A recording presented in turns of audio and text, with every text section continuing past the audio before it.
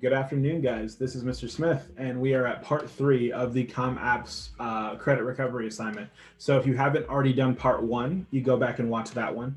But if you are here, I'm assuming that you're the majority of our students. You did not do your informative speech. So this is from the second 9 weeks grading cycle. You need to complete this section if you did not turn in the informative speech TV show outline and speech. This section's assignment will replace all of those. So what I'm meaning by this is that you might have turned in your outline, but you did not turn in your speech. It's still going to be a better idea for you to do this in case, unless you're just ready to turn around and do your informative speech immediately. So if you need to get that grade replaced or you did not pass, then this is why you're here. That being said, let's go ahead and get started. So this one is probably the most different from any of the other assignments or any of the other sections of this slideshow. So if you're just trying to catch up on everything, you kind of get a break. You're not looking at a TV show or a clip this time. You're actually reading an article. But first, I'm kind of getting ahead of myself. So first, we're going to review the notes attached below. So remember, if you click right here, that will take you to a Google Doc that has all of the notes on informative communication. If you, this is the first video you're watching, you can always go, whether you're on Google Doc or any website, you can hit the control key and then F. And control F opens up the find function. And so then you're able to kind of figure out what it is that you need. So for example, I know that one of the big things in informative speech unit is the attention getter. So if I type in attention, boom, it shows me all of the attentions in said notes. So please use that feature if you're doing this assignment. It's going to make it a lot easier for you. Remember that if you click on the other link, that will take you to the Google Slides for communication. So I'll click on part 2 and it opens up part 2. Remember that all of these slides also have the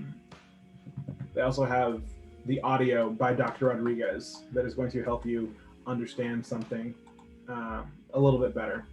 So in addition to these videos, you can also use Dr. Rodriguez, and just by clicking on that audio, it should play it for you. Yep. The first thing that we need to do There you go. So let's go back to the actual assignment. And again, if you're just looking at this one and not looking at part 1 or part 2, a couple of suggestions I have. I know that there's a lot happening on each slide, and you might have a very small screen that you're doing this on. So don't be afraid to put it in present mode. You also can, whatever you need or whatever issue you need between getting something turned in, just reach out to me or your teacher. I have all the emails linked in the second or third slide for this assignment. But anyway, we've looked at the notes. Step 2 is you're going to choose one of these articles to read. You're going to take notes on the article and print it out if you need to. So if you click on this, this is going to take you to a PDF of any of these articles. So I wanted to pick some that were pretty interesting, or at least ones that I feel could be turned into a good informative speech. So we've got the origin of trap music, how K-pop succeeded in America, Egyptian burial traditions, because we've had a lot of students that have been very interested in mummies recently. The civil rights movement from then till now, climate change denial conference, worse than you think. And then we have one, it's an article over Masashi Kishimoto, who created the very popular anime and manga series Naruto. So after you choose that article, and like I said, you can just click on one and it will open up the article. Just testing it to make sure it works. And it does. Sweet. So you'll read through the article. You can print it out if you need to. Going back here. You're going to review the following concepts from the notes before attempting the assignment on the next slide. So the types of informative speeches, you're going to look at that in your notes. How to do a good introduction, how to do a good conclusion, and how to properly cite information in your speech. We suggest highlighting, underlining, and any other strategies you know to properly understand the article. You'll need to fully understand it in order to get a passing grade for this section. So this one is probably going to be the most difficult of the whole assignment because it's going to involve you recording yourself either through video or audio, and you're going to be creating a speech and delivering it. We could not, in any good conscience, let you get credit for an informative speech if you did not speak. So we need to make sure that we actually get that done.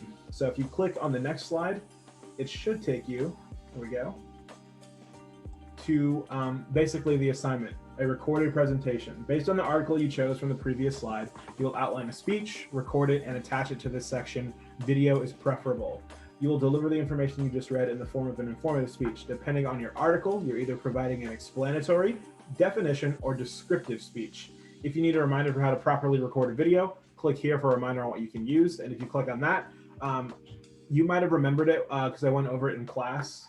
And I think that Dr. Rodriguez and Ms. Claire did too, but there is a Google slideshow for suggestions on how to properly record and edit your video. We're not looking for something super edited with a lot of like details and stuff. I know that at this point we're just trying to save our grade, but yes, I'm recording this on Zoom. Zoom is really helpful, very, very easy. If you're recording on your phone, you can edit it with InShot. I use InShot for any video that I'm making for fun or just kind of educationally.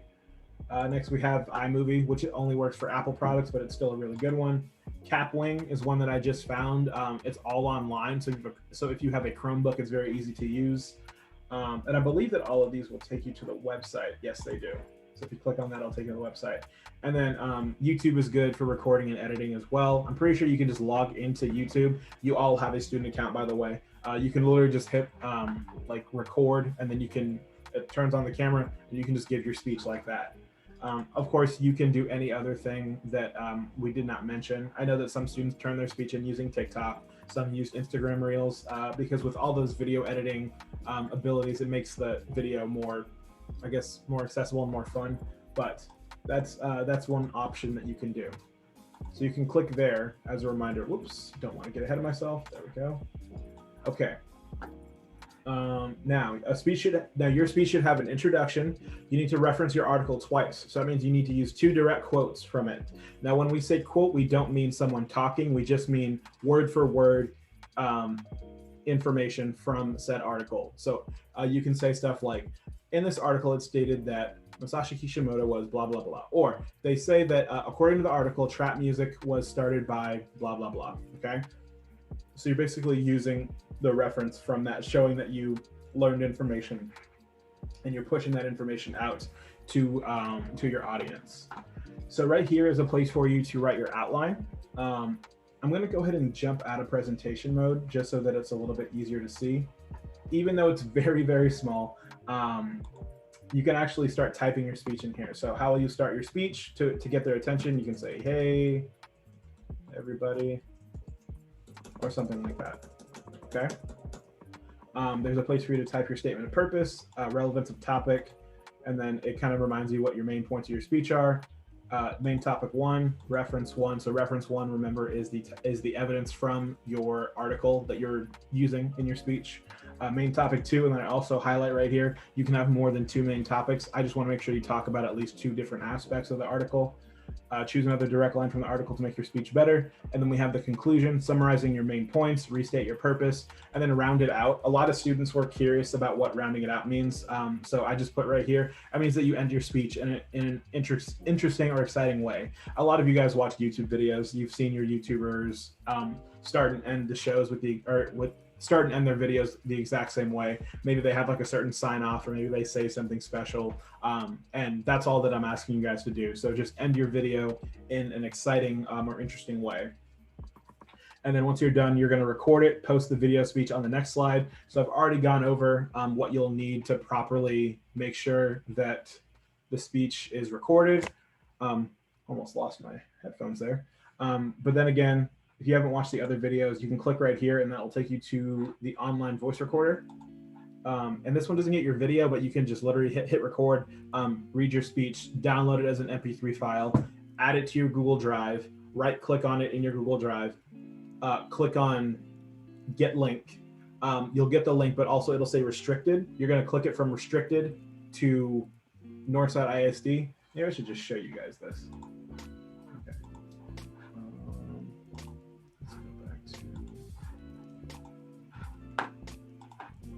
Okay, so I'm going to go back and open my Google Drive.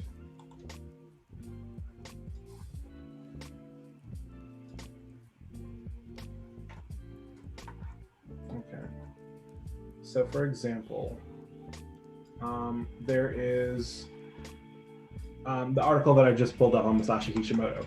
If you right click on any file in Google Drive, you're going to see something that says get link. So you'll click on that. When it says get link, basically you can copy that link and then share it with someone. But right here, it says Northside ISD. Normally, when you're adding something into your drive, it's automatically going to be set to restricted. You need to switch it from restricted to Northside ISD.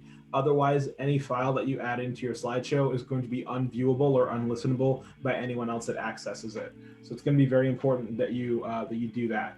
But you can hit copy link, done, go back to your slideshow. And if I wanted to insert a link right here, right click, doesn't give me the option there, but it is up here, or I can go to insert, go to link. I will paste the link. But if I wanted to say something special like Naruto creator, then I can hit that and apply. And instead of putting the long crazy link that you see in the URL, it just says Naruto's creator. But I will undo that so that way it doesn't show up in y'all's version. So after you're done recording your speech and you get it added, you're actually going to add it on the next slide. So let's go back. All right. So you'll post your video speech here. So you can either link in your video following these instructions, or you can either post it to YouTube. If you post it to YouTube as a public video, cool. If you want to publish it as an unlisted video, basically that means that only people can watch it that they have the link. Just make sure that you post the link right here. And then if you didn't use YouTube and you just have the Google Drive, you can also, like I just showed you, get the link, copy and paste it right here. And then you're done with this section. So we only have one section left that we're going to cover. If you are still moving through this one thing at a time, I'm very proud of you. Let's go ahead and move on to the final section, which is going to be group communication.